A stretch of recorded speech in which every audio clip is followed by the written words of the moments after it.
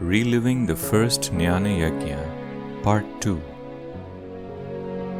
Pujya Gurudev called himself the chief priest of the Jnana Yajna. He stayed in a small place near the temple.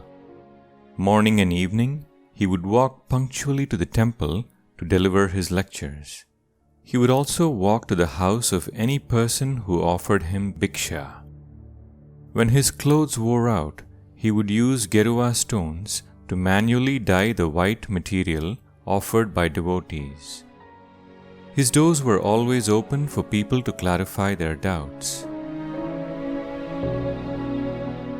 In the run-up to the yajna, Pujya Gurudev had sent out a booklet explaining how the listeners had to prepare themselves to receive the highest knowledge of the Upanishads. The do's and don'ts were spelt out clearly. Maintain celibacy and self-control in all aspects of life. Eat simple sattvic food. Maintain purity of thoughts. Avoid distractions through the radio or cinema. Practice regular prayer, japa and meditation, and so on. Among the early devotees attracted by the power of the talks and the personality of the speaker was Sushila Mudaliar. She worked in the postal department and was of immense help in handling the heavy correspondence of Pujya Gurudev and also in dispatching the Yajna Prasad booklets. Letters poured in and there was a tremendous demand for the Yajna Prasad. In fact, they ran out of copies and then decided to charge 1 rupee per copy to cover the costs. On January 31st, 1952, a special Guru Puja was held. The portraits of Swami Shivananda Maharaj and Swami Tapovan Maharaj were unveiled formally at the Yajnashala. Swami Tapovanam sent a message in Sanskrit verses which was read out and explained by the chief priest Swami Chinmayananda. It was also decided that at the end of the evening lecture, at 8:30 p.m. every day, a common meditation session would be held and Arati performed to both Gurus. On Feb 23rd, Mahashivratri Day, Pujya Gurudev developed a fever and it was diagnosed as paratyphoid. The lectures had to be suspended. Swami Tapovan Maharaj was informed and he sent a message right away.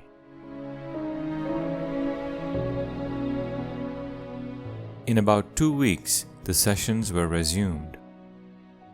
Right from the beginning of the yajna, active participation of the devotees was ensured through the Akhanda Kirtan. People would take turns in batches to continue the Kirtan, and in the lean hours of late night and early dawn, Gurudev himself would pitch in.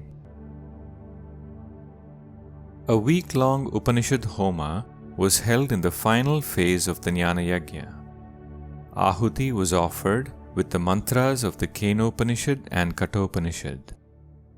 On April 6th, the Akhanda Kirtan culminated in a massive procession in the city.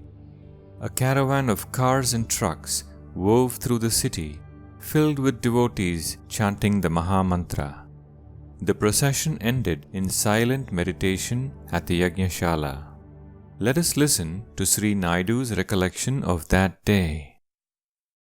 Then he had a procession throughout the Pune city, especially from the temple, from Apollo Talkies. Then there is a cantonment area which is a totally Anglo-Indian Christian families, and then through Muslim area, that is Bhawanipet and all, it came to the temple. I was a part of that procession, chanting Hare Ram, Krishna Krishna. Gurudev was sitting in an open car and we were chanting and going.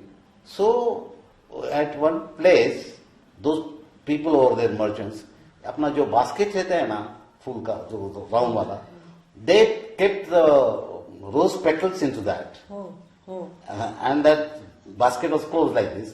This side and that side, the building who is standing in the system, they pulled a string and all those petals fell on Gurudev when he is carved in there. Okay. So this is a good incident.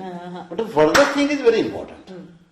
Gurudev got down from the car He asked who has done this. He has congratulated them.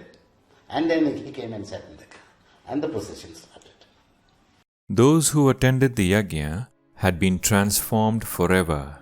The seeds put in their hearts flourished in different ways, in different times, growing in different places, towns and cities, spreading the message of the Upanishads through the years to come.